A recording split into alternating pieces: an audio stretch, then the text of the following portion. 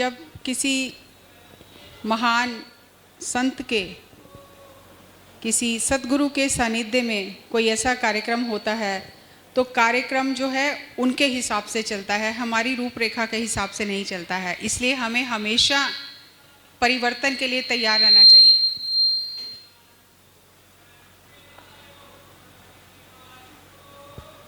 जो कुछ भी आपको हमने उसमें लिख कर दिया है शेड्यूल में कि ये सेशन होंगे, वो सेशन सभी होंगे, उसी तरह से होंगे, लेकिन थोड़ा ऊपर नीचे हो सकता है।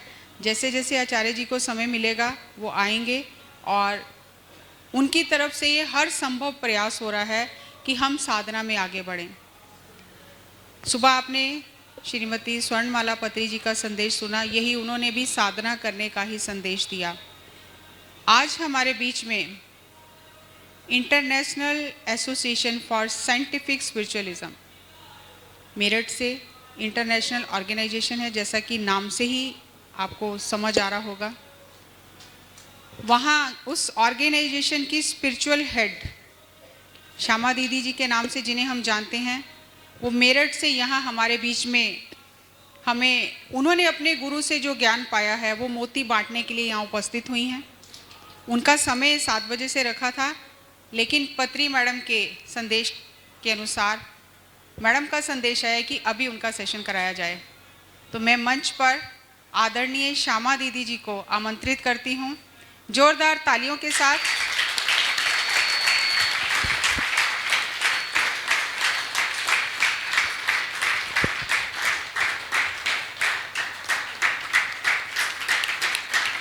बहुत पेट पूजा हो गई है, थोड़ा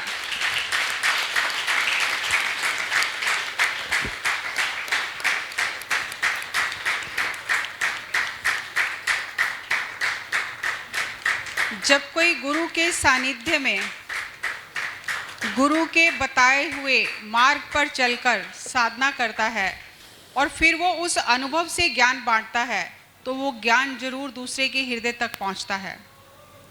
बहुत ज़्यादा तो मैं श्यामा दीदी के बारे में नहीं जानती हूँ। मैं पत्री सर के साथ मेरठ गई थी और तब इनसे मुलाकात हुई थी, और बड़ी हैरानी की बात है कि हम कहते हैं ब्रह्मांड में घूमकर चीज़ें वापस आती हैं, सर्कल पूरा हो जाता है।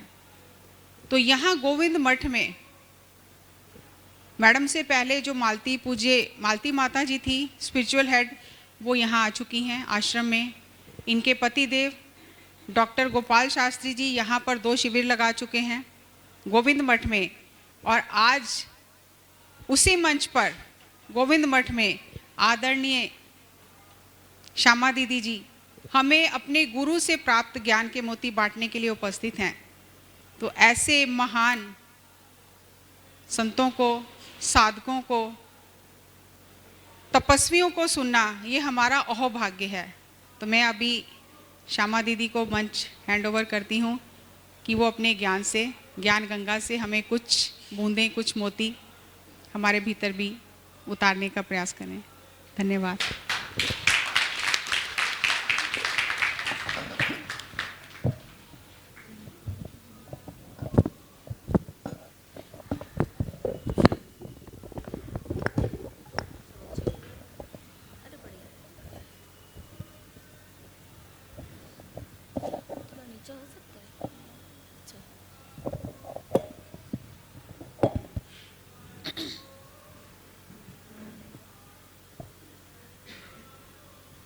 बंदहु गुरुपद कंज, कृपा सिंधु नर रूप हरि, महामोहतम पुंज, जासु वचन रवि कर निकर, सियावर रामचंद्र प्रभु जय शरणम।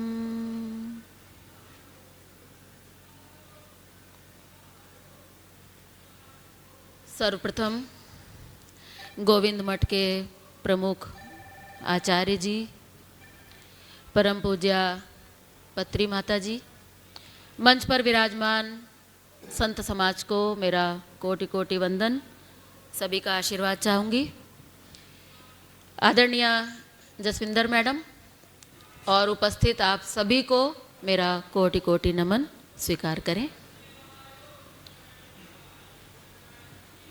दीदी ने मेरा परिचय दिया। मैं कोई ऐसे ही कोई संत नहीं हूँ, मैं कोई ऐसी कथावाचक नहीं हूँ। मैं एक बहुत साधारण सी साधक हूँ। साधना के मार्ग पर चलने का एक प्रयास है।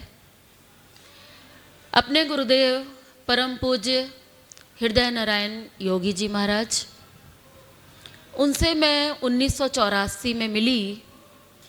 उस समय मेरी उम्र 14 साल थी और उनके सानिध्य में रहकर श्री रामचरितमानस के आधार पर जीवन को जीने का प्रयास कर रही हूँ। इन 40 वर्षों में बहुत कुछ सुना। परम पूज्य श्री योगी जी महाराज से 84 में मिली, 2001 में उनका शरीर पूरा हुआ। सतत निरंतर प्रति माह उनसे संपर्क रहा, उनके सानिध्य में बैठकर साधना सीखने का मौका मिला। 2001 में उनके जाने के बाद उनके सक्सेसर परम पूज्य श्री अखिलेश जी महाराज, उनके सानिध्य में रहकर साधना सीखने का मौका मिला। तो ये मेरा बड़ा सौभाग्य है कि बड़े बड़े संतों के चरणों में बैठकर कुछ सीखने का मुझे अवसर मिला। सुना बहुत कुछ, उतार बहुत कम पाए, क्योंकि जो बताने वाला था वो तो सागर था और सागर को पीना तो संभव है ही नहीं। तो कुछ बूंदें जो मैंने वहाँ से प्राप्त की और उसके आधार पर आज जो हम जीवन जी रहे हैं, ये इन गुरुओं की कृपा का फल है।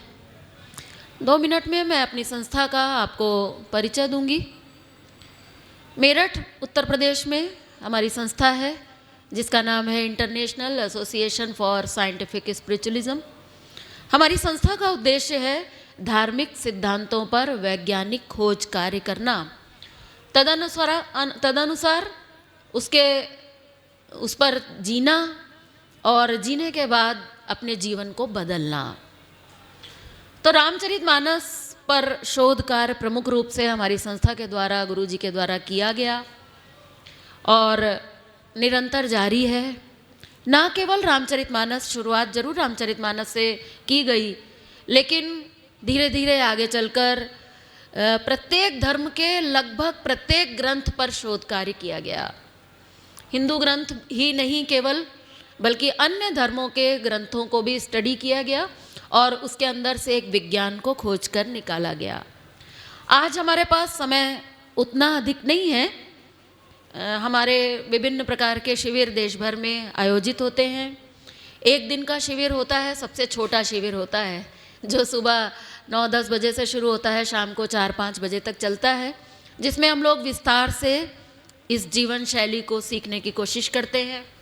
3 दिन के शिविर होते हैं, 7 दिन का हमारा कंप्लीट एक कोर्स प्रोग्राम होता है और इस कोर्स प्रोग्राम के अंदर अध्यात्म के आधार पर वैज्ञानिक खोज के पश्चात जो मनुष्य को स्वस्थ और सुखी जीवन जीने का एक जीवन शैली दी गई है, उसकी हम लोग चर्चा करते हैं।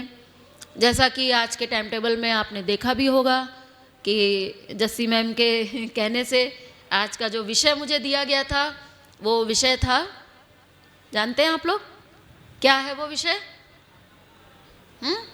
आवाज़ नहीं आई। आहार ही औषधि है। ये रामचरितमानस पर आधारित जो जीवन पद्धति है, उसको हमारे गुरु जी के द्वारा एक सुंदर नाम दिया गया और वो नाम है मानस योग साधना। मानस यानी रामचरितमानस, योग की बड़ी विशेष व्याख्या गुरु जी के द्वारा की गई। गुरु जी के बारे में मैं बता दूं, हमारे जो सबसे बड़े गुरु जी हुए परम पूज्य श्री बद्री नारायण त्रिपाठी जी महाराज, 1904 में उनका जन्म हुआ और 1944 में उन्होंने अपना शरीर पूरा किया।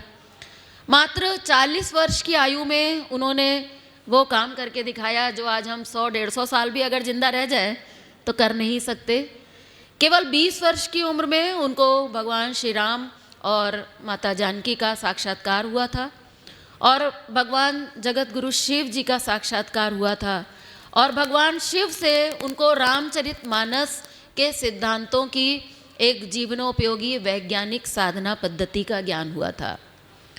परम पूज्य त्रिपाठी जी महाराज के माध्यम से पूज्य योगी जी महाराज को मिला और योगी जी महाराज के माध्यम से मेरा सौभाग्य था कि मुझे प्राप्त हुआ। मनुष्य का जीवन बड़ा अनमोल है। कहते हैं बड़े भाग्य मानुष तन पावा। कहते हैं सुर दुर्लभ, देवताओं को भी दुर्लभ है ये शरीर, ऐसा हमें मनुष्य का शरीर मिला है। देखिए मुझे 1 घंटे का समय मिला है, मैं बातें थोड़ी प्रैक्टिकल करना चाहूँगी, क्योंकि प्रैक्टिकल बातों से ही जीवन में परिवर्तन की संभावना होती है।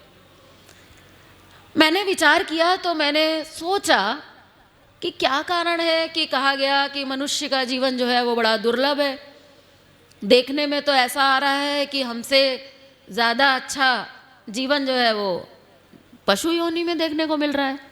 आज हर घर डायबिटीज़ है, जानवर को फिलहाल अभी नहीं है, हालांकि अब होने लगी है, आपको भी शायद पता है कि नहीं, अब होने लगी है। तो मैं कभी कभी सोचती थी कि किस बात के लिए ये मनुष्य का जीवन इतना अनमोल है। अध्यात्म का बहुत बड़ा विषय है ये, और अभी मैं उस एंगल से उस विषय पर अभी नहीं जा रही हूँ। सबसे पहले मैं अभी इस मानव जीवन को फिलहाल जानवरों से बेहतर बनाने की कोशिश करने की शायद बात कर रही हूँ। अगर ये कहूँ तो मैं गलत नहीं होगा, बुरा मत मानिएगा। तो मनुष्य की अगर हम बात कर रहे हैं तो आज मनुष्य की हालत ऐसी है कि बीमारियों की अगर हम चर्चा करें तो आप कल्पना के परे हो गया है ये विषय। किस तेजी से और कैसी बीमारियां, लाइलाज बीमारियां आज फैल रही हैं। क्या हम इनसे मुक्त हुए बिना वास्तव में मनुष्य कहलाने के योग्य हैं? हमारे वेद कहते हैं मनुर्भव, मनुष्य बनो। यहाँ बैठे हुए फिलहाल तो मुझे सब मनुष्य ही दिख रहे हैं, तो क्यों कहा? क्या वेदों ने किसको कहा मनुष्य बनो? क्या किसी कुत्ते बिल्ली से कहा मनुष्य बनो? आपको क्या लगता है किससे कहा होगा? मनुष्य से ही कहा है। आज हम मनुष्य केवल दिख तो रहे हैं, लेकिन आज मनुष्य को दिए गए इस दिमाग का प्रयोग हमने लगभग ना के बराबर किया है, और किया है अगर तो गलत दिशा में किया है। आज हमने अपना सारा दिमाग इस बात की ओर लगा दिया है कि भगवान है कि नहीं है, हिंदू का अच्छा कि मुस्लिम का अच्छा। दुनिया भर का हमने जो दिमाग है वो वहाँ लगाया है जहाँ लगाने की कोई ज़रूरत नहीं थी। दिमाग ईश्वर ने हमें दिया है। अगर मनुष्य बनना है तो दिमाग केवल इसलिए दिया गया है कि इस दिमाग से संसार की खोज होनी चाहिए। अगर हम दिमाग से संसार की खोज करने के लिए तैयार हो जाएं तो हम मनुष्य बन सकते हैं, उसकी संभावना है। इसके अलावा मनुष्य को एक दिल दिया गया है। दिल दिया गया है प्रेम करने के लिए। दिल का एक ही काम होता है, प्यार करना। और ये दिल इसलिए दिया गया था कि जब भगवान ने सृष्टि का निर्माण किया था तो उसने पहले जड़ जगत बनाया, फिर वनस्पति जगत बनाया, फिर पशु जगत बनाया। उसके बाद उसको मज़ा नहीं आया। भगवान ने सोचा कि बहुत कुछ बना डाला, लेकिन जो मैं चाह रहा था वो अभी बना नहीं है। और तब मनुष्य बनाया उन्होंने। मनुष्य के अंदर दिमाग भी डाल दिया। दिमाग डालने के बाद जब फिर से उसको चेक किया तो उन्हें लगा कि अभी भी इसमें मज़ा नहीं आया, क्योंकि उन्होंने जब ये मनुष्य की रचना की तो मुझे ऐसा लगता है कि शायद इस संसार में मनुष्य की रचना केवल और केवल प्रेम प्रकट करने के लिए, प्रेम प्राप्ति के लिए की गई थी। भगवान ने सोचा था कि जब मनुष्य को मैं एक दिल दे दूंगा तो मुझसे ज़्यादा ये भला किसको प्यार करेगा? मैंने ही इसको बनाया है, मैं ही इसके अंदर विराजमान हूँ, तो पक्का ये मनुष्य धरती पर आने के बाद केवल मुझसे ही प्यार करेगा। पर मुझे ऐसा लगता है कि भगवान ने दिल बनाने से पहले जो ये दिमाग बनाया था ना, मुझे ऐसा लगता है कभी कभी कि थोड़ा ज़्यादा बना दिया, थोड़ा कम बनाता शायद, तो मुझे लगता है कि ज़्यादा काम बढ़िया हो सकता था।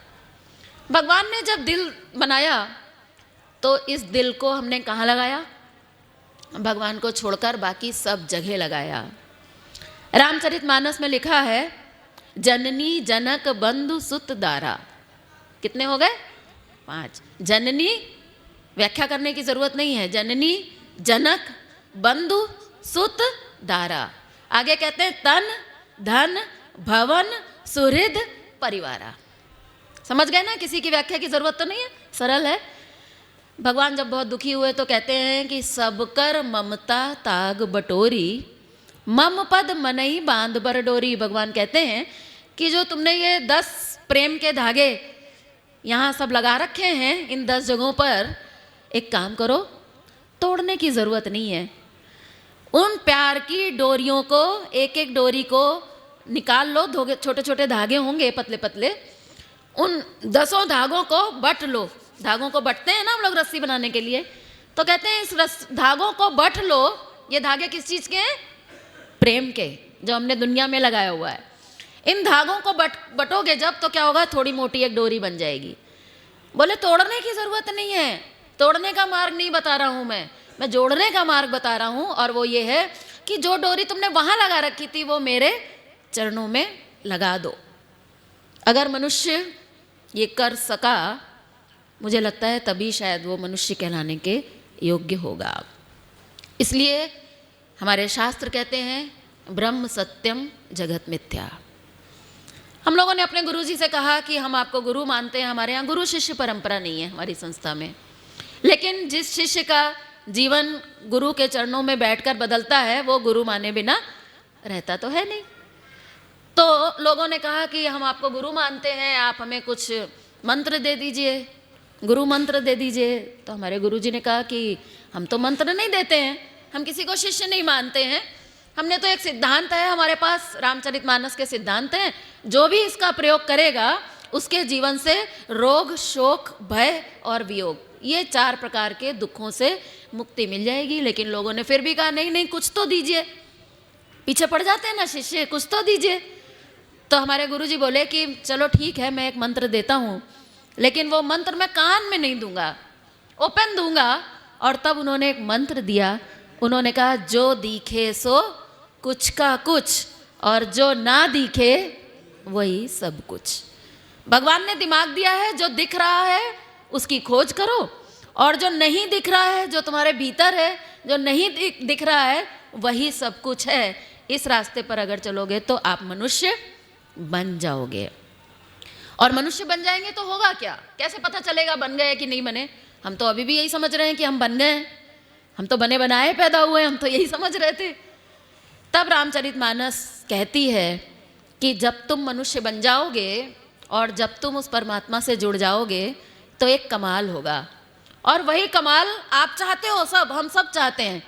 और उस कमाल की परिभाषा ये है कि कहते हैं राम भगति मणि उर्बस जाके, दुख लवलेश न सपने हो ताके। बोले अगर तुम मनुष्य बन जाओगे, मुझसे जुड़ जाओगे, मेरी भक्ति को अगर तुम प्राप्त कर लोगे, तो एक परिवर्तन तुम्हारे जीवन में होने वाला है, और वो ये है कि स्वप्न में भी आपके जीवन में कोई भी दुख नहीं रह जाएगा। अभी तो जीते जागते हमारे ऊपर दुख लदे हुए, शरीर में रोग है, इंद्रियों में थकावट है, मन में चिंता है, बुद्धि में भय और अपमान लगता है, और अहम में जब हमारा कोई मर जाता है वियोग का दुख हमें लगता है और हम रोते हैं। तो ये दुख हैं, और अगर जब तक ये दुख मिटेंगे नहीं, इसका मतलब है कि तुम अभी उस परमात्मा से जुड़े नहीं हो। तो उसके आधार पर, रामचरितमानस की इन बातों के आधार पर गुरु जी के द्वारा योग की परिभाषा दी गई। योग से हम सब जुड़े हैं, कोई नया शब्द नहीं है, लेकिन तप सेवा सुमिरन की जो रामचरितमानस के अंदर जो साधना पद्धति दी गई है उसका नाम है तप सेवा सुमिरन। 3 चीज़ें दी गई हैं। तप से आप अपने शरीर को ठीक करिए, सेवा से आप अपने मन को ठीक करिए, सुमिरन यानी मेडिटेशन से आप अपने बुद्धि को ठीक करिए, और फिर उस प्रभु के चरणों में समर्पण के माध्यम से उस प्रेम को प्रकट कर लीजिए। यही मनुष्य का जीवन है। तो योगी जी महाराज ने, हमारे गुरु जी ने कहा कि अगर तुम्हें योग करना है तो योग किसे कहते हैं? बहुत सारी योग की परिभाषाएं हैं। सवेरे सवेरे आप पार्क में जाइए, किसी योगा सेंटर पे जाइए, तो हम योग करते हैं, अच्छी बात है, हम भी करते हैं, आप भी ज़रूर करते होंगे, ना करते हो तो करिए, अच्छी बात है। लेकिन जिस योग की बात रामचरितमानस कहती है वो योग इतना सरल भी नहीं है और उतना कठिन भी नहीं है। क्या है वो योग? वो इतना सरल है जैसा हमने बचपन में सीखा था कि 2 और 3 का योग, है ना। 2 को अगर 3 से जोड़ना है तो 2 लाइन खींचेंगे, फिर 3 लाइन खींचेंगे, फिर एक साथ मिलकर गिन डालेंगे तो कितना हो जाएगा? 5। इसको हम कहते हैं कि ये योगफल है। एक योग तो ये है और एक योग आप जानते हैं।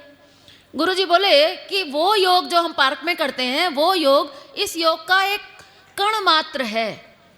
असली जो योग है वो है जोड़ना। तो यहाँ पर भी पड़ेगा, योग का मतलब ही होता है जोड़ना तो पड़ेगा। लेकिन आज दुनिया जोड़ने की कोशिश में तो लगी है, पर किसको किससे जोड़ना है वही नहीं पता। गलत चीज को गलत चीज से जोड़ देंगे तो योग फल सही आ जाएगा क्या? जुड़ तो जाएगा लेकिन गलत आ जाएगा। अगर कहीं निगेटिव से जोड़ दिया तो आंसर निगेटिव में आ जाएगा ना। तो आज हम सबके जीवन में जितना भी हमने मेहनत की है इस योग को करने की, हमारा कहीं ना कहीं हमें ये स्वीकार करना होगा कि हमारा रिजल्ट जो है वो पॉजिटिव नहीं आ रहा है, निगेटिव आ रहा है। इसका मतलब है हमने गलत चीज़ में गलत चीज़ को जोड़ दिया है।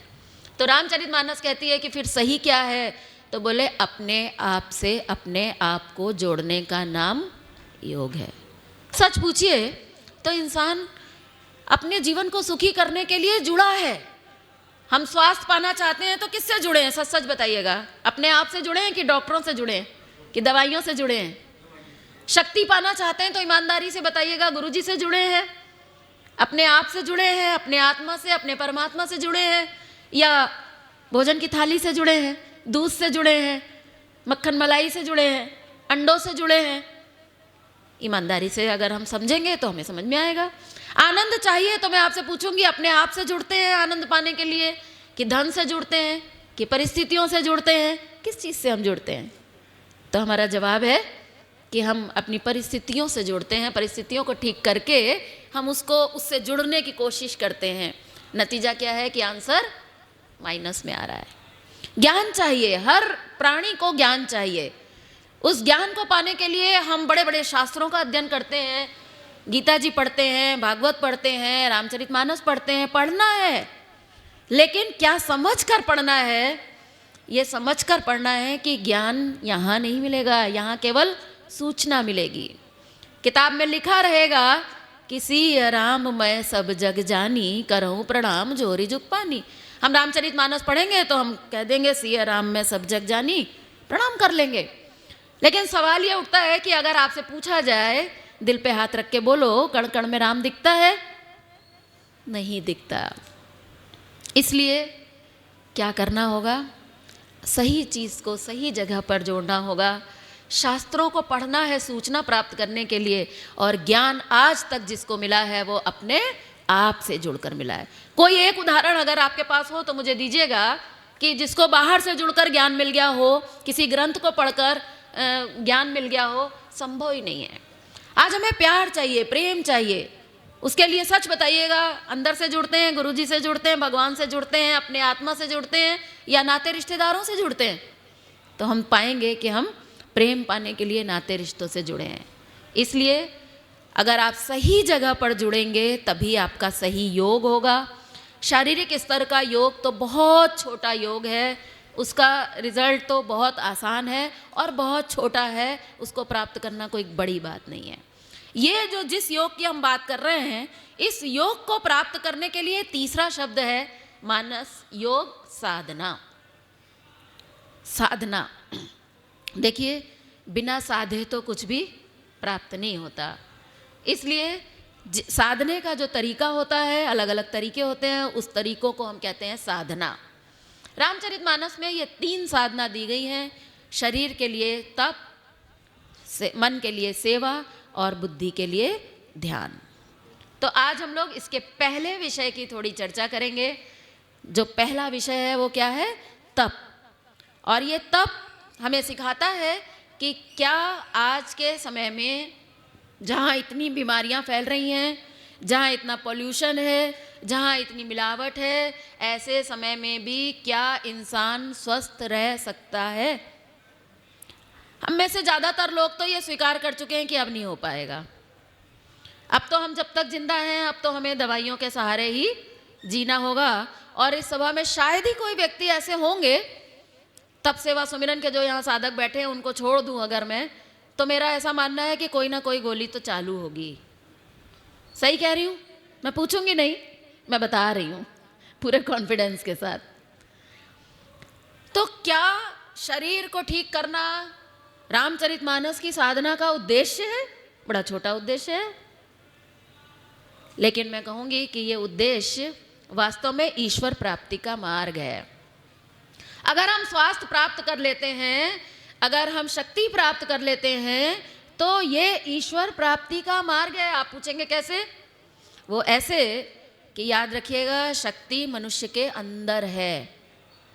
वो परमात्मा जो आत्मा के रूप में हम सभी के भीतर विराजमान है, वो स्वास्थ्य, शक्ति, आनंद, ज्ञान और प्रेम का भंडार है।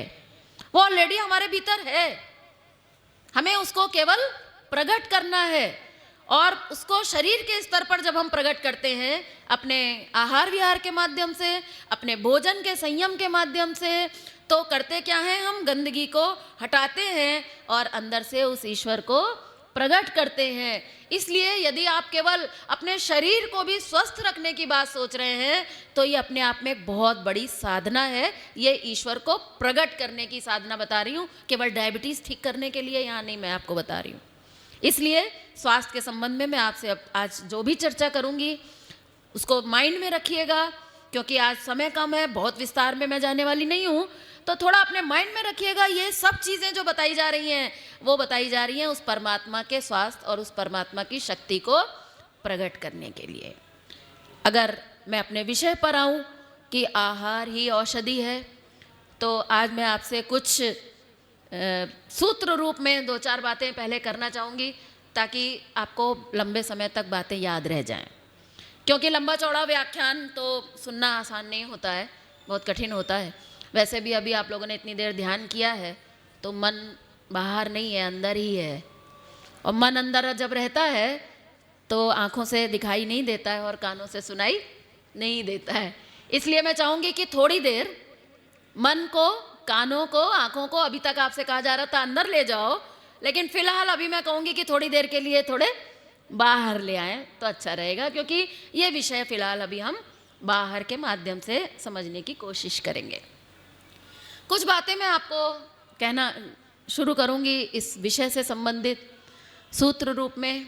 सबसे पहला सूत्र मैं आपसे कहती हूँ कि अगर एक इंसान 100 साल तक जिंदा रहता है, जो कि अपने आप में एक प्रश्न है आज के समय में, 100 साल तक वो ही लोग जिंदा हैं जो प्रभु से मना रहे हैं कि प्रभु अब उठा लो, या फिर कोई सन्यासी, या फिर कोई बड़ा साधक।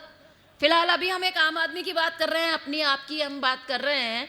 तो अगर हम उसकी बात करें और मान लें कि एक इंसान अगर 100 साल तक जिंदा रहता है, तो सच्चाई ये है कि अपने जीवन के 50 साल वो केवल एक काम करता है, और वो करता है केवल केवल केवल कैसे धन कमाया जाए, इसमें लगा रहता है।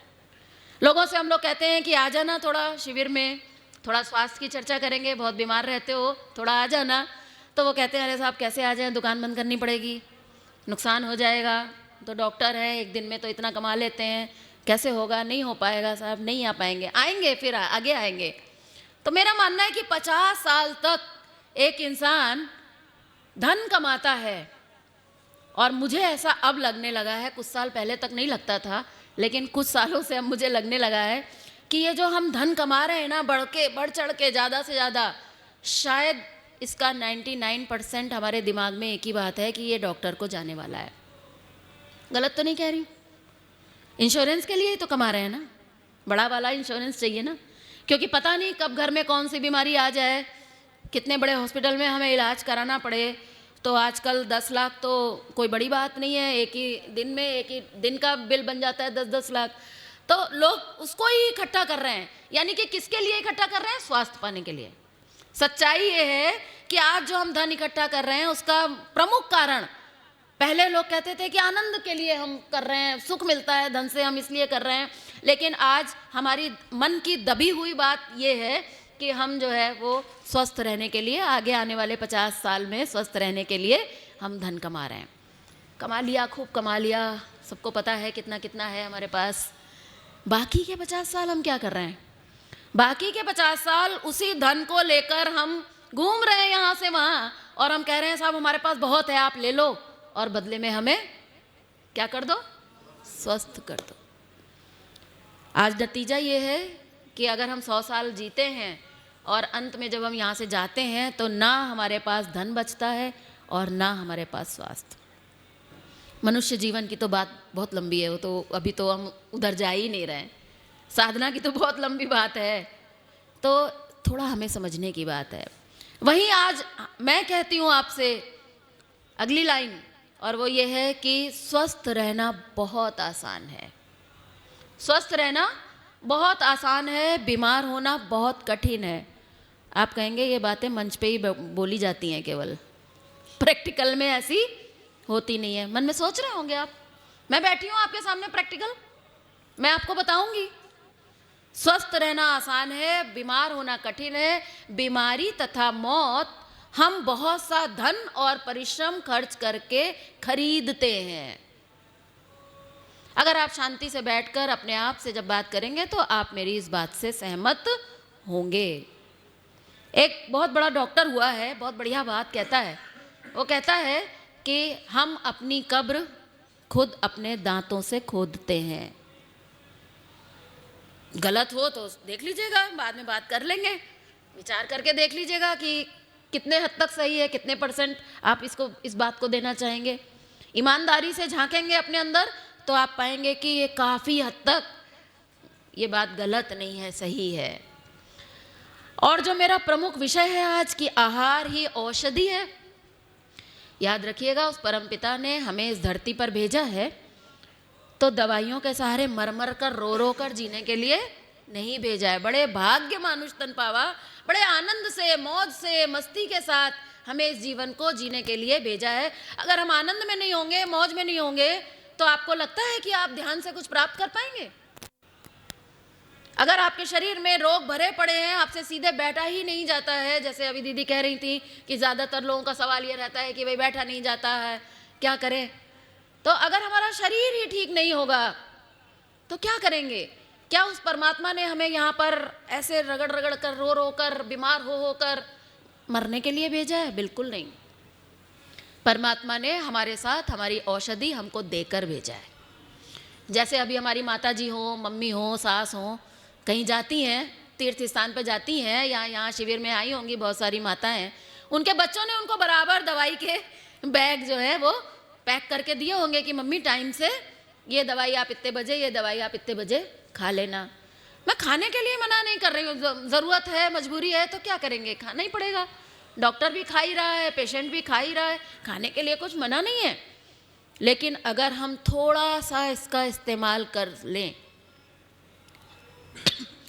तो मैं आपको सच बताती हूँ, आहार ही औषधि है। कैसे है आहार औषधि? मैं आपको बताने की कोशिश करूँगी।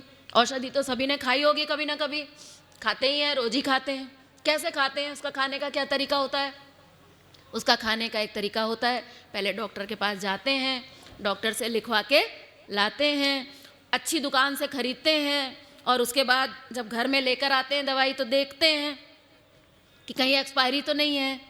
अच्छे डॉक्टर की दवाई हम लेकर आए हैं, पूरा सावधान रहते हैं। उसके बाद हम उस दवाई के पत्ते को निकालते हैं, पर्चे को निकालते हैं, दोनों को आपस में मिलाते हैं पहले दिन। बाद में तो हमारी आदत पड़ जाती है, फिर तो हम जिंदगी भर खाते रहते हैं। लेकिन जिस दिन हम पहली बार दवाई लेकर आते हैं उस दिन हम क्या करते हैं, मिलाते हैं कि हाँ ये वाली दवा बराबर है, ये रात को खानी है। कितनी खानी है वो भी लिखा रहता है, आधी खानी है कि एक खानी है, वो भी लिखा रहता है। मैं आपसे एक सवाल पूछना चाहूँगी कि अगर आपको डॉक्टर ने एक दवाई लिखी आपके पर्चे पर, आपने जब वो पर्चा देखा तो देखा कि 5 तरह की दवाइयाँ थी, उसमें जो साइज में सबसे छोटी गोली थी वो डॉक्टर ने आपको रात को खाने के लिए लिखी है। और वो गोली ऐसी कमाल की है कि डॉक्टर ने लिखा है कि ये गोली बस आधी ही खा लीजिए, आपका काम हो जाएगा।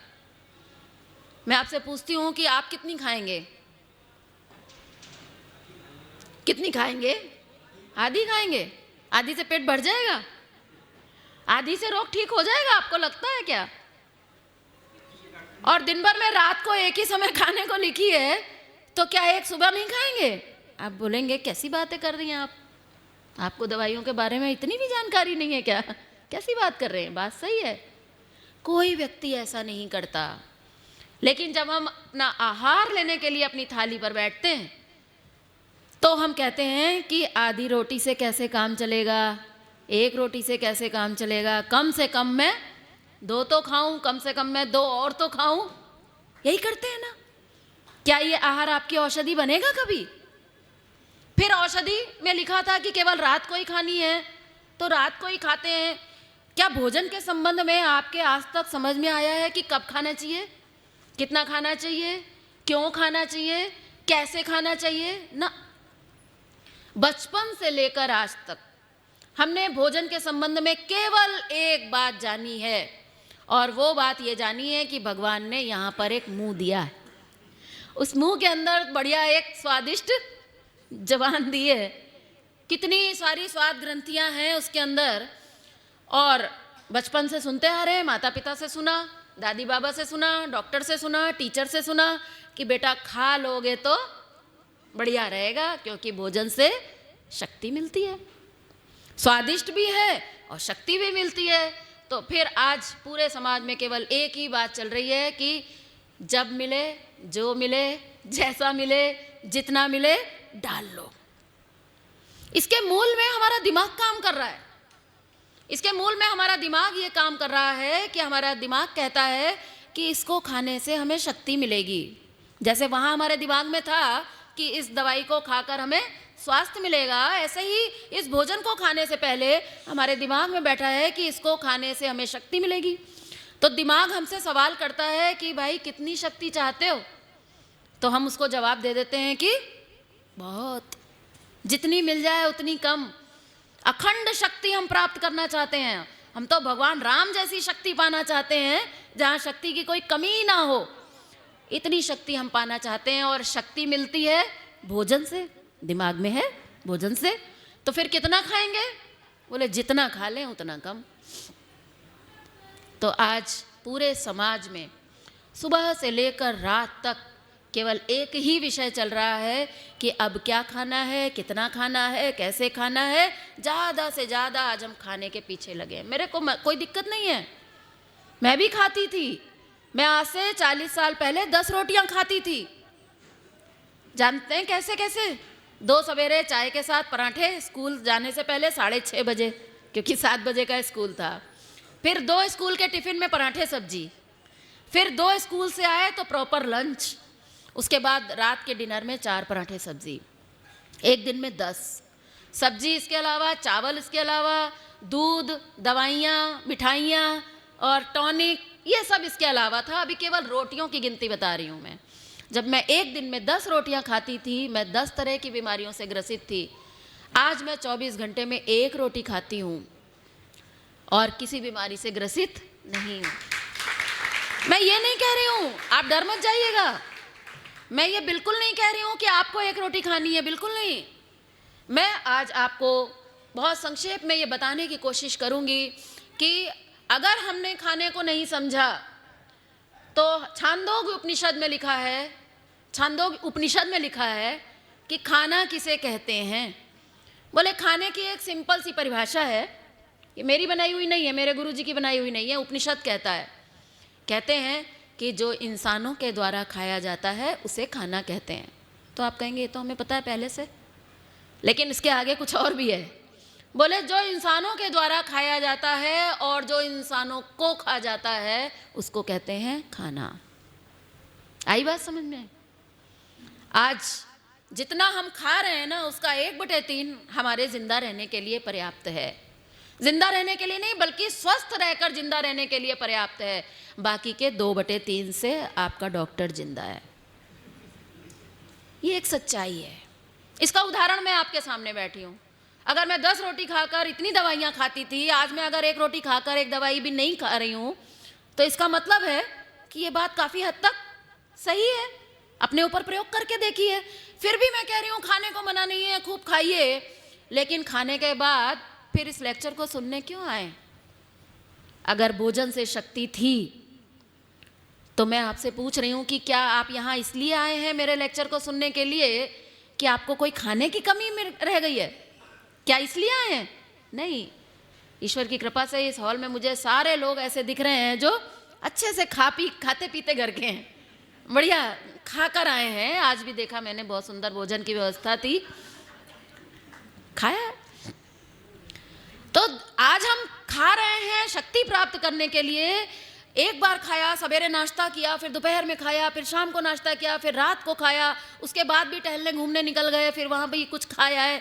तो खाने के लिए मना नहीं है, लेकिन फिर ये कंप्लेंट क्यों है कि हमें शक्ति नहीं मिली? अगर ये कंप्लेंट है कि शक्ति की कमी है, तो थोड़ा दिमाग लगाकर हमें सोचने की ज़रूरत पड़ेगी कि जिस भोजन से हम शक्ति का संबंध मान रहे थे, कहीं ऐसा तो नहीं है कि कहीं कुछ गड़बड़ हो, कहीं ऐसा तो नहीं है कि भोजन से शक्ति मिलती ही ना हो।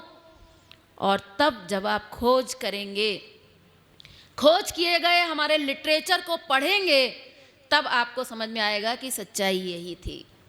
भोजन से शक्ति का संबंध नहीं है। भोजन केवल शरीर का निर्माण करता है, भोजन केवल शरीर के अंदर टूट फूट की मरम्मत करता है, और शरीर के अंदर जो शक्ति आती है उसका स्रोत केवल और केवल एक है, और वो है परमात्मा, जो हमारे भीतर आत्मा के रूप में, शक्ति स्वरूप में हमारे भीतर विराजमान है। क्या है फिर भोजन का काम और क्या है शक्ति प्राप्ति का साधन? संक्षेप में इसकी चर्चा कर लेते हैं। जहाँ तक शक्ति प्राप्ति की बात है, देखिए, जब तक हमारे इस विषय को आप यहाँ से शुरू नहीं करेंगे कि भोजन से शक्ति का संबंध नहीं है, तब तक आप हमारे विषय को पूरी तरह से समझ नहीं पाएंगे। और उसके लिए बहुत सा रिसर्च है। मेडिकल साइंस का उल्टा है। आप कहेंगे मेडिकल साइंस का उल्टा है, मैं कहूँगी है, तो स्वीकार करती हूँ। लेकिन आज हज़ारों एमडी डॉक्टर्स हमारे साथ इस रिसर्च में जुड़े हैं, और वो इस बात को स्वीकार करते हैं कि वास्तव में सच्चाई तो यही है कि भोजन से शक्ति का संबंध नहीं है।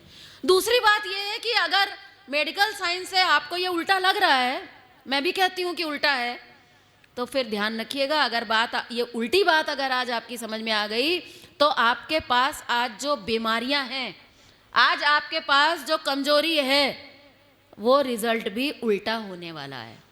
अगर डॉक्टर ने आपसे कह दिया है कि ये गोली जिंदगी भर खानी है, हमारा ऐसा मानना है दुनिया की कोई दवा ऐसी नहीं होती है जो जिंदगी भर खाई जाती है। आप में इस सभा में बहुत से लोग बैठे होंगे जो डायबिटिक होंगे, डायबिटीज़ की गोली खाते होंगे, और पहले ही दिन डॉक्टर ने कह दिया होगा कि ये गोली अब जिंदगी भर चलेगी। अगर बीपी के पेशेंट आप बैठे होंगे तो आप स्वीकार करते होंगे, डॉक्टर स्वीकार करते हैं कि ये गोली अब आपको ज़िंदगी भर खानी होगी। चाहे थायराइड की गोली देख लीजिए आप। ऐसी सच्चाई है कि आज मेडिकल साइंस की में 30 से 40% से ज़्यादा बीमारियों का क्योर नहीं है।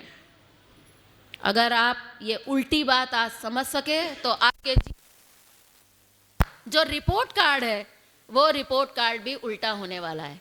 अभी हमारे रिपोर्ट कार्ड में बहुत सारे लाल निशान हैं। लाल निशान मतलब समझते हैं ना, 33 नंबर से कम। अगर हमारे जीवन में, हमारे स्वास्थ्य में, हमारी शक्ति में, हमारे आनंद में, हमारे ज्ञान में, हमारे प्रेम में अगर लाल निशान है, तो अगर आज हमारी बात आप समझ सके, ध्यान से अगर आपने सुनी और समझने की ओपन माइंड से कोशिश की। हमारा जो कल का विषय है उसमें जस्सी मैडम ने बड़ा अच्छा टॉपिक दिया, मैंने भी बाद में ही देखा। बोले come with open mind and go with open heart. तो यहाँ पर मैं आपसे हाथ जोड़कर प्रार्थना करूंगी कि जितनी देर आप यहाँ मुझे सुन रहे हैं, उतनी देर थोड़ा सा इसको ओपन रखेंगे, क्योंकि अगर सुनने से पहले ही अगर दरवाजे बंद कर दिए तो फिर तो मामला यहीं पर बंद हो जाएगा। मैंने माना कि आपने ये जो अपने बाल हैं ये धूप में सफ़ेद नहीं किए हैं। वैसे मुझे किसी के सफ़ेद ज़्यादा दिख नहीं रहे अब नहीं होते ना ऐसे, तो काले ही होते हैं। तो लोगों से हम लोग बात करते हैं तो बहुत से लोग कहते हैं कि हमने ये बाल धूप में नहीं सफ़ेद किए हैं साहब, खाने से ताकत आती है। कहते हैं बढ़िया है भाई, आप खाओ, ताकत प्राप्त करो, हमें कोई आपत्ति नहीं है। लेकिन सच्चाई ये है कि अगर भोजन खा खा कर, अंडे खा खा कर, दूध पी पी कर अगर आज तक ताकत नहीं आई है, तो कल आ जाएगी, इसकी संभावना बहुत कम है। आप कहेंगे अब तो हम बूढ़े हो गए, अब क्या शक्ति आएगी? हम कह रहे हैं कि जब आप बच्चे थे तब भी नहीं आई थी। मैं अपना अनुभव आपको 2 मिनट में बता देती हूँ कि मैं जब 13 साल की लगभग थी तो बहुत बीमार रहती थी और बड़ी शरीर में कमजोरी रहती थी। इतनी कमजोरी रहती थी कि मैं आपको बता नहीं सकती। 6-7 किलोमीटर साइकिल चलाकर मैं स्कूल जाती थी, तो कैसे जाती थी ये मुझे ही पता है। और लौट के इधर साइकिल फेंकी, उधर बैग फेंका और पहले मुझे आराम करने को लगता था। इतनी कमजोरी थी तो मैं डॉक्टर के पास जाती थी, दवाइयाँ तो चालू ही थी। डॉक्टर ने मेरे को सबसे पहले एक टॉनिक लिख कर दिया।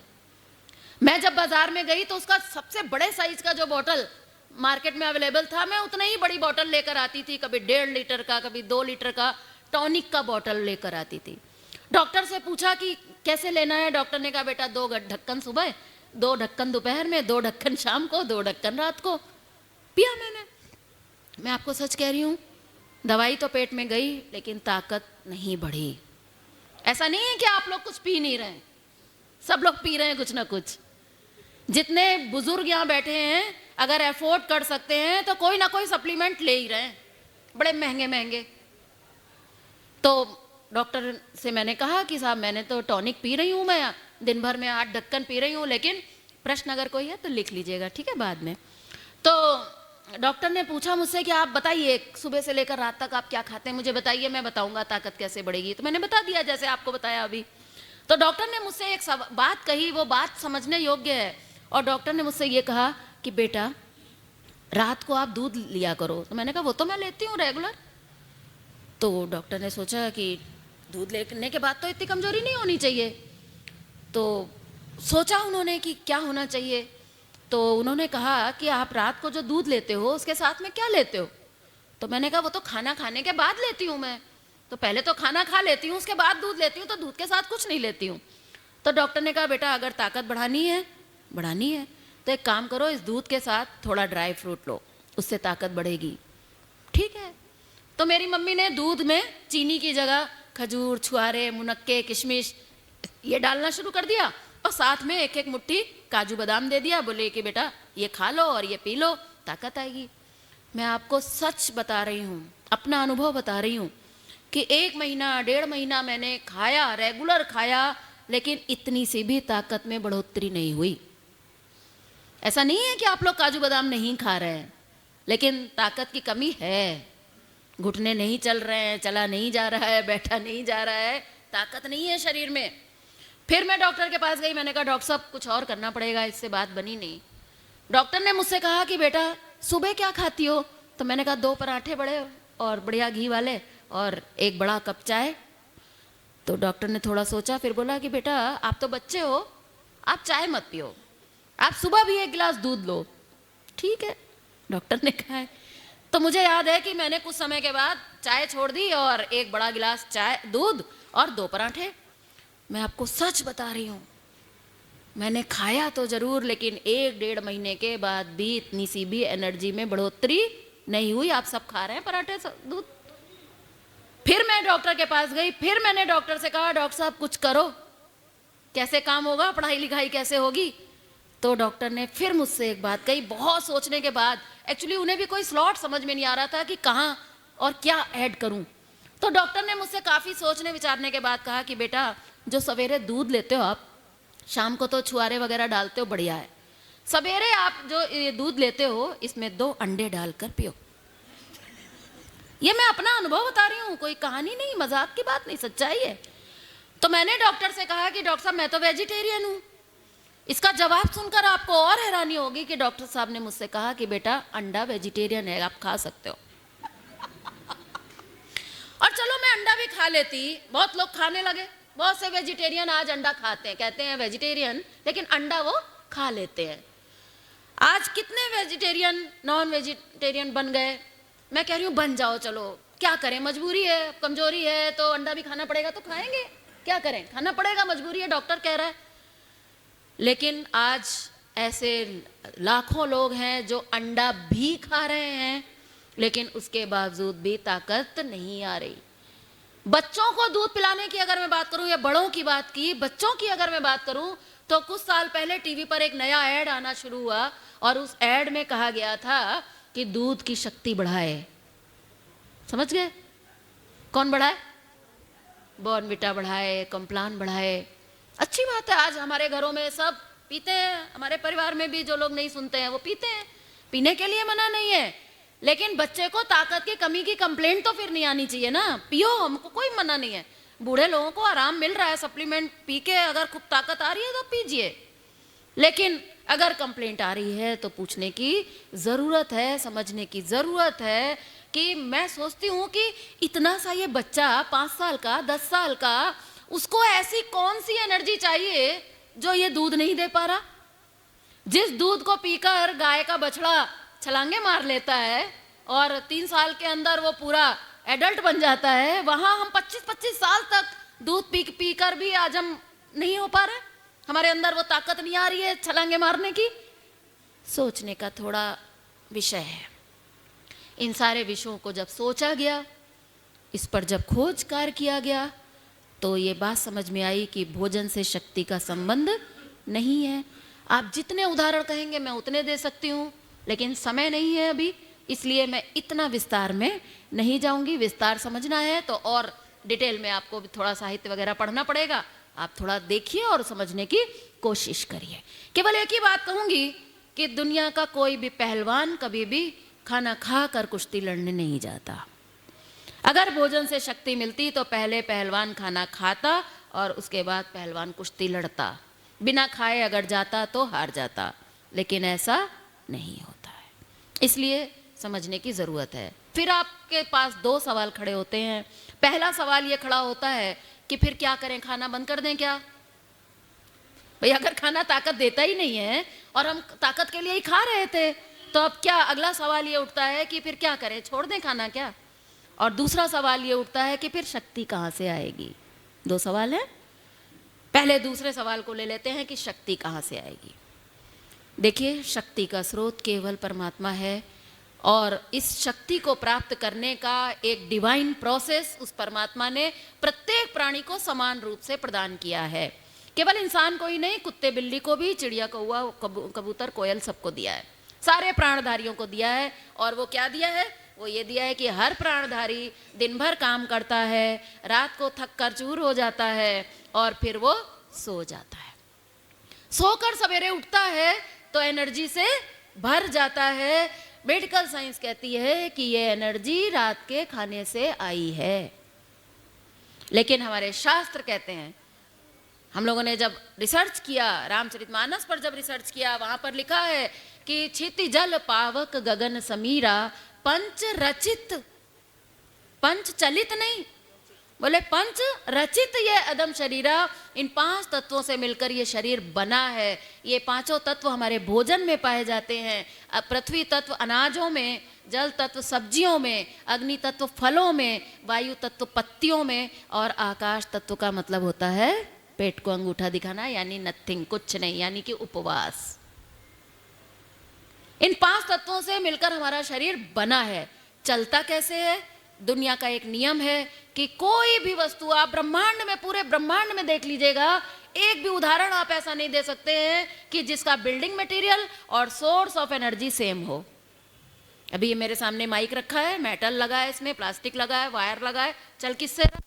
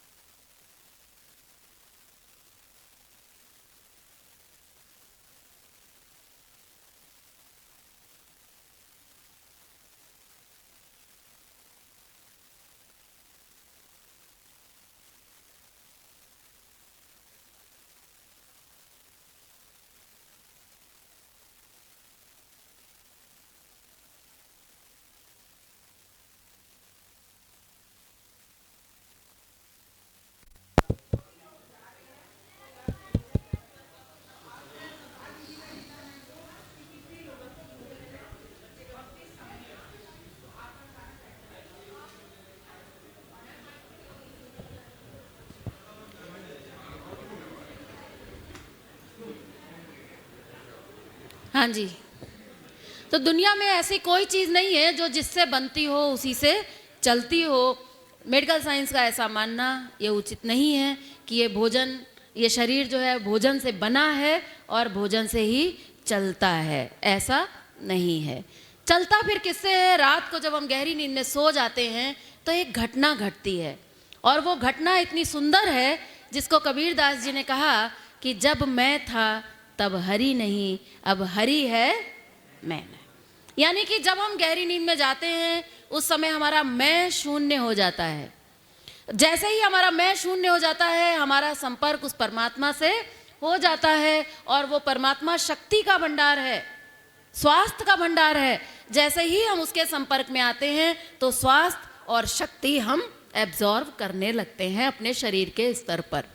और यही कारण है कि जब हम सोकर उठते हैं तो हमारा शरीर एनर्जी से भर जाता है। यानी कि शक्ति आज तक जिसको भी आई, यहाँ तक कि एक डॉक्टर भी जानते हैं कि जब वो दवा देते हैं एक पेशेंट को, तो मैक्सिमम जितनी भी दवाइयाँ हैं उन सभी दवाइयों में कुछ ना कुछ मात्रा हमारी नींद की दवा उसमें होती है। क्योंकि अगर पेशेंट कितनी भी बढ़िया दवा खा ले, लेकिन अगर सोएगा नहीं तो वो कभी भी स्वस्थ नहीं होगा। हम जानते हैं कि अगर पेशेंट बहुत गंभीर पेशेंट है, उसके इंजेक्शन का टाइम हो गया, उसकी गोली खाने का टाइम हो गया, लेकिन पेशेंट आईसीयू में बेहोश सो रहा है, आप डॉक्टर के पास जाइए कि डॉक्टर साहब क्या करें, पेशेंट सो रहा है बहुत अच्छी नींद में, तो क्या जगा कर दवाई दे दें? तो डॉक्टर कहेंगे नहीं नहीं, थोड़ी देर और वेट कर लेते हैं, सोने दीजिए। शक्ति जब भी आती है अंदर से आती है, गहरी नींद से आती है। तो फिर भोजन का क्या काम है?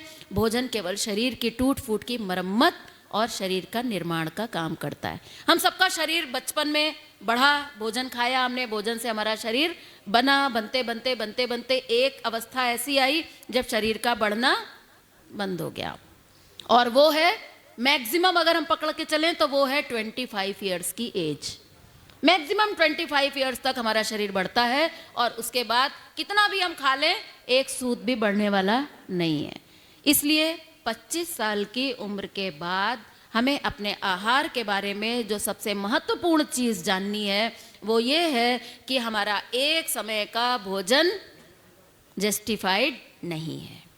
भोजन का निर्माण करना और दूसरा था टूट फूट की मरम्मत करना। दिन भर हम काम करते हैं, टूट फूट होती है, नई सेल बनती हैं, पुरानी सेल रिप्लेस की जाती हैं, टूट फूट की मरम्मत होती है। तो 25 साल की उम्र के बाद केवल रिपेयर मेंटेनेंस के लिए सच पूछिए तो हमें भोजन की आवश्यकता है। अगर 25 साल के बाद भी हम उतना ही खा रहे हैं जितना हम बचपन में खा रहे थे, जितना हम शरीर के बढ़ते समय खा रहे थे, तो याद रखिएगा फिर यूँ बढ़ने की संभावना नहीं रह जाएगी, फिर यूँ बढ़ेंगे। और यूँ बढ़ने की भी एक लिमिट होगी, उसके बाद हम यूँ भी नहीं बढ़ पाएंगे, बीमारियां हमारे शरीर के अंदर घुस जाएंगी। इसलिए भोजन को अगर आप औषधि के रूप में खाना चाहते हैं तो आपको ये पता होना चाहिए कि कब खाना है, क्या खाना है, कैसा खाना है और कितना खाना है। तो समय मेरे पास बहुत कम है, 10 मिनट का समय मात्र मेरे पास है। उस 10 मिनट में कुछ बात आप तक पहुंचाने की कोशिश करूंगी, और बाकी की बात के लिए आपको थोड़ी मेहनत करके, थोड़ा स्टडी करके करना पड़ेगा। बाकी आप अगर चाहेंगे तो मुझे कोई दिक्कत नहीं है, मैं तो कल भी इसी सब्जेक्ट को कंटिन्यू कर सकती हूँ। नया सब्जेक्ट उठाने से अच्छा मैं इसी सब्जेक्ट को भी कंटिन्यू कर सकती हूँ। वो सब आपकी जैसा आदेश होगा मैं वैसा करने के लिए तैयार हूँ, मुझे कोई प्रॉब्लम नहीं है। पहली चीज़, आहार को अगर औषधि बनाना है, अगर डॉक्टर ने कहा है कि बेटा सुबह गोली नहीं खानी है तो नहीं खानी है। हमारे शास्त्र कहते हैं सुबह सुबह शरीर में कुछ भी डालने की आवश्यकता नहीं है। अगर किसी चीज़ को डालने की आवश्यकता है तो वो है आकाश तत्व, और आकाश का मतलब होता है कुछ नहीं। अगर आपसे कोई मांगे और आप धीरे से उसको अंगूठा दिखा दो तो वो समझ जाएगा कि नहीं मिलेगा। सवेरे सवेरे अगर हमारा पेट कुछ भी मांगे तो अगर हमने अपने पेट को अंगूठा दिखाना सीख गए, एक बहुत सुंदर बात हम लोग कहते हैं समझने की है, अगर बात समझ में आ जाए तो हजारों लोगों को हम लोगों ने केवल इस छोटी सी बात से आज स्वस्थ बना दिया है। और वो छोटी सी बात है कि break your breakfast otherwise breakfast will break you fast. नहीं सुनी होगी आपने पहले, आज तक आपने यही सुनी होगी कि डट के राजा की तरह सुबह का नाश्ता हमें करना चाहिए। मुझे नहीं पता कि इस नाश्ते को नाश्ता शब्द किसने दिया, लेकिन ये सच्चाई है कि सभ्य मानवता की सबसे गंदी आदतों में से पहली आदत है सुबह सुबह पेट में कुछ भी डालना। बड़े विस्तार से इसका विज्ञान है कि सुबह क्यों नहीं डालना, मैं अभी उस पर विस्तार से नहीं जाऊंगी। सुबह सुबह अगर हम पेट को अंगूठा दिखाना सीख जाएं तो आप विश्वास मानिएगा, जीवनी शक्ति हमारे शरीर के अंदर की सफाई कर देगी। बाहर की सफाई करना हमारे हाथ में है, बाल धोना, आँख मुंह धोना, नाक मुंह धोना, नहाना धोना, ये हमारे वश में है, लेकिन शरीर के अंदर की सफाई ये हमारे हाथ में नहीं है। और वो जीवनी शक्ति, प्राण शक्ति हमारे भीतर उस गंदगी को साफ करती है जो हमारे अंदर जमा है। आप सोचते होंगे कि अंदर कहाँ से जमा हुई, हम तो सवेरे फ्रेश हुआ है। अगर आप सवेरे फ्रेश हो गए हैं तो मैं आपको एक रिसर्च की बात बताती हूँ कि अगर 10 लोग यहाँ पर बैठे हैं तो 10 में से कम 7 लोग ऐसे होते हैं जो सवेरे फ्रेश नहीं होते हैं। ये आज की सबसे बड़ी बीमारी की जड़ है। बाकी जो 3 हैं जो कहते हैं कि साहब हम तो सवेरे एकदम फ्रेश हो जाते हैं, उन 3 की अगर मैं बात करूं तो मैं आपको बताना चाहूँगी कि ऐसे उन 3 लोगों के भी आंतों में एट ए टाइम कम से कम 5 से 10 किलो तक मल जमा रहता है। आप पूछेंगे कि कैसे? वो ऐसे है कि आज जो हम खाने की क्वालिटी खा रहे हैं, मैं उस खाने को लगभग कूड़ा कहती हूँ। आप कहेंगे कि आपको कैसे पता हम क्या खाते हैं, कूड़ा खाते हैं कि नहीं खाते हैं? आपने कैसे कह दिया कि हम कूड़ा खाते हैं? भाई मुझे तो एक सिंपल सी बात पता है कि एक गेहूं के दाने को लीजिए, ज़मीन में डालिए, ग्रो करेगा। आप उस गेहूं के दाने को स्टीम लगा दीजिए और फिर ज़मीन में डालिए, कूड़ा हो जाएगा कि नहीं? मैं तो यहाँ तक कहती हूँ कि अगर आप केवल उबला हुआ भी खा रहे हैं तो कुछ हद तक हम क्या खा रहे हैं? कूड़ा। और विज्ञान कहता है कि जहाँ कूड़ा वहाँ कीड़ा, जहाँ कीड़ा वहाँ पीड़ा। इसलिए सुबह सुबह हमें अपने शरीर में कुछ भी डालने की आवश्यकता नहीं है। अंदर जो मल जमा है, जीवनी शक्ति उसको निकालने का काम करती है। सुबह सुबह जब हम नहीं खाते हैं तो हमें तकलीफ होती है। उस तकलीफ का कारण कभी भी ना खाना नहीं है। तकलीफ होती है, ये मैं मानती हूँ, इसीलिए आज डॉक्टर कहते हैं कि तकलीफ होती है। तो किसने मना कर दिया आपको कि मत खाओ? मैंने भी जब शुरू में सवेरे का नाश्ता छोड़ा तो मुझे इतनी तकलीफ हुई कि मैं आपको बता नहीं सकती। आंखों के आगे अंधेरा छाया, चक्कर आए, उल्टी सी आने लगी, जी मिचलाने लगा, बहुत सारी तरीके की तकलीफें हुई। लेकिन बात समझ में आ गई कि ना खाने पर हमें जो तकलीफ होती है, उस तकलीफ का कारण कभी भी ना खाना नहीं बल्कि मल का उभाड़ है। अब आप क्या चाहते हैं? मल को उभाड़ कर निकालना चाहते हैं, थोड़ा तकलीफ को बर्दाश्त करके आप शरीर की सफाई करना चाहते हैं, या नाश्ते के रूप में कुछ डालकर आप इसको दबाना चाहते हैं? ये हमारी चॉइस है। जब भी हमें ये तकलीफ होती है हम तुरंत कुछ खा लेते हैं, वो सफाई का काम रुक जाता है, दब जाता है और अंदर दब कर लेयर पर लेयर जमा हो जाती हैं। आज ऐसी ऐसी रिसर्चेज हुई हैं कि हमारी कोलन के अंदर, हमारी आंतों के अंदर इतना मल जमा है कि उसके अंदर से कीड़ों के गुच्छे पाए गए हैं। इसलिए सबसे पहला नियम है इस औषधि के बारे में, आहार का सबसे पहला नियम है और वो नियम है नो ब्रेकफास्ट टिल 16 आवर्स। आपने डिनर जितने बजे किया है वहाँ से 14 से 16 घंटे का फास्टिंग, ये हमारा पहला नियम है। दूसरा हमारा नियम है कि जब आप फास्ट को ब्रेक करेंगे तो गाड़ी को जब हम स्टार्ट करते हैं, रात भर खड़ी रखने के बाद जब हम सवेरे स्टार्ट करते हैं तो हम हमेशा शायद पहले ही गियर में डालते हैं। शायद इसलिए कह रही हूँ क्योंकि मैं गाड़ी चलाती नहीं हूँ, पर इतना मुझे सेंस है कि पहले गियर में डालते हैं, फिर धीरे से दूसरे में, फिर तीसरे में। अगर पहले ही स्टार्ट करते ही अगर हमने उसको चौथे गियर में डाल दिया तो इंजन के ऊपर लोड आ जाएगा, गाड़ी की लाइफ कम हो जाएगी। ठीक है, इसलिए हमने रात भर उपवास किया, रात को मान लो 8 बजे खाना खाया तो कम से कम 10 बजे तक हमें शरीर में कुछ डालने की ज़रूरत नहीं है। और अब जब हम इस फास्ट को ब्रेक करेंगे तो सबसे पहली चीज़ जो हम डालेंगे वो होगा फर्स्ट गियर, और वो फर्स्ट गियर होगा कुछ पत्तियाँ। याद रखिएगा, इंसान की सबसे पहली डाइट अगर कुछ है तो वो है पत्तियाँ। अगर हमारे शरीर में पत्तियाँ अगर नहीं जा रही हैं तो मेरा ऐसा मानना है कि भगवान भी आपको स्वस्थ नहीं रख सकता। बीमार तो होना ही होना है। पुराने समय में घर में बिना चटनी के खाना नहीं बनता था। गरीब आदमी चटनी रोटी खाकर ही जिंदा रहता था, बढ़िया काम करता था। लेकिन आज ऐसा नहीं है। हम लोगों ने इस चीज़ को समझने के लिए रिसर्च किया, रिसर्च करने के लिए जानवरों पर प्रयोग किया और देखा कि जो जानवर पत्तियां खाते हैं वो जानवर स्वस्थ हैं। जो जानवर पत्तियां खाते हैं उन जानवरों के मल में इंसान के मल जैसी बदबू नहीं होती। अगर हम भी थोड़ी पत्तियां खाना सीख जाएं तो हम भी स्वस्थ हो सकते हैं। ये है आहार का हमारा दूसरा नियम। कैसे खाएं? कुछ नहीं, जो पत्तियां आपको मिल जाए, धनिया, पुदीना, पालक, ये सब तो जनरल पत्तियां हम सभी जानते हैं। इसके अलावा जो पत्तियां विशेष रूप से हमारे देवताओं पर अर्पण की जाती हैं, जैसे कि गणपति जी महाराज पर दूब घास, जैसे कि ठाकुर जी पर तुलसी और जैसे शिव जी पर बेलपत्र, ये 3 पत्तियां जो है ये विशेष मेडिसिनल पत्तियां हैं। अगर डॉक्टर ने आपको कोई लाइलाज बीमारी बता दी है और आप ग्रीन जूस सवेरे अगर पीना सीख जाएं और उसमें अगर कहीं ये 3 पत्तियां डाल दें, अब आप पूछेंगे कि क्या खाली यही 3 पत्तियां डालनी है या और भी कोई पत्ती डाल सकते हैं? तो मैं कहना चाहूँगी कि हर वो पत्ती आप खा सकते हैं, पी सकते हैं जो जानवर खाता है और पीता है। सोचिए, ये सर्वश्रेष्ठ प्राणी है, आज इसको सीखने के लिए, जीवन को जीने के लिए जानवरों से लेसन लेना पड़ रहा है।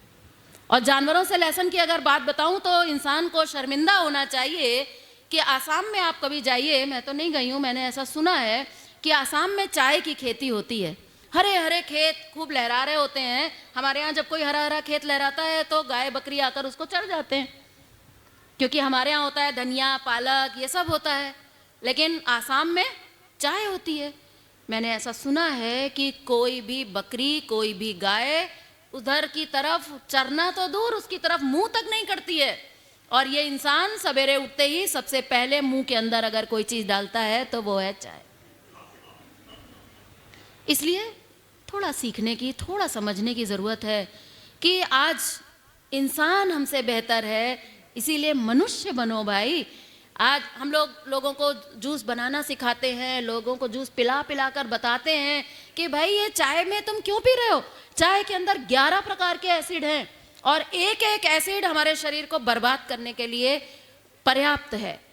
कोई एसिड है तो आपकी भूख मार रहा है, कोई एसिड है तो आपकी आंतों को खराब कर रहा है, कोई है तो आपकी नींद को उड़ा रहा है। ऐसे सारे एसिड हमारे शरीर को बर्बाद कर रहे हैं। और इससे भी बड़ी जो नुकसान है चाय का, वो है कि ये चाय हमें गुलामी सिखाती है।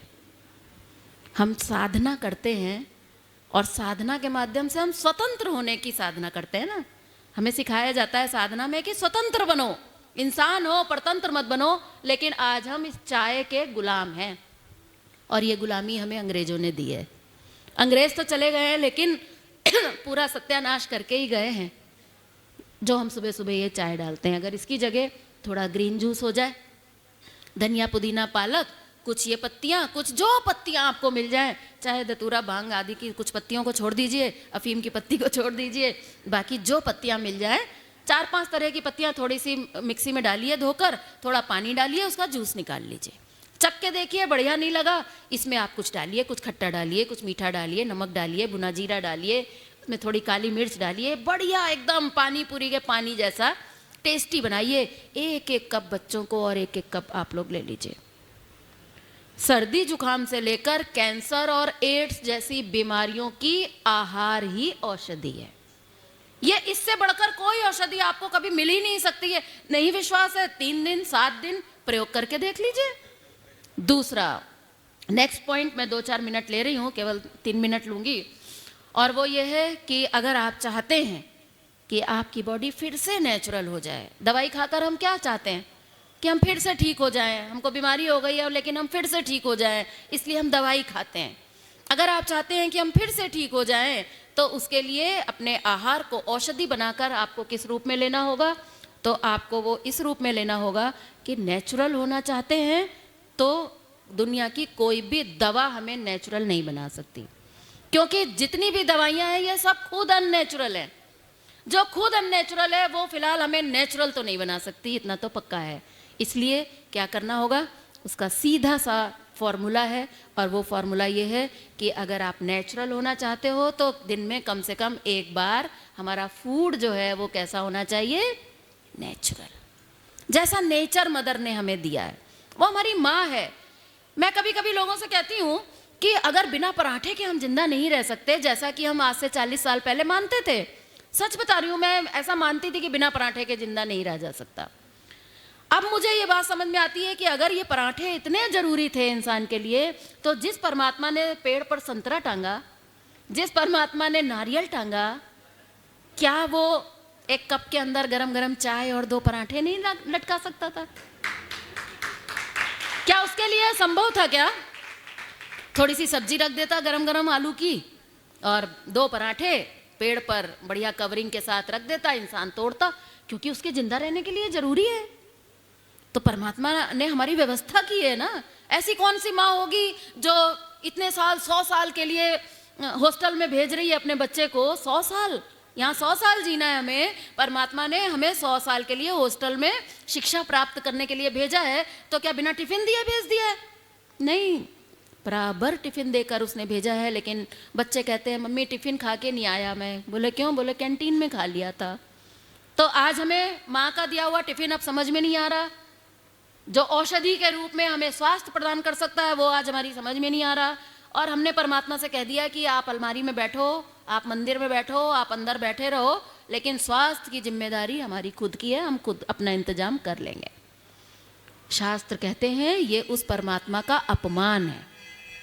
चलिए, मंदिर में घंटी बज गई है, मेरे ख्याल से मैं अपने विषय को यहीं पर रोक देती हूँ। देखिए, ये विषय इतना संक्षिप्त नहीं है, विस्तार है इसमें, लेकिन फिर भी जितना भी मैंने अभी आपको बताया समयानुसार, उतना भी अगर आप अपने दिमाग में रखेंगे, कम से कम सोचने के लिए अगर मजबूर होंगे, तो आपको एक ऐसी राह मिल सकती है जिस पर चलकर आप सब स्वस्थ हो सकते हैं। अगर मैं हुई हूँ तो आप भी निश्चित रूप से हो सकते हैं। आप सभी का बहुत बहुत धन्यवाद। जोरदार तालियां।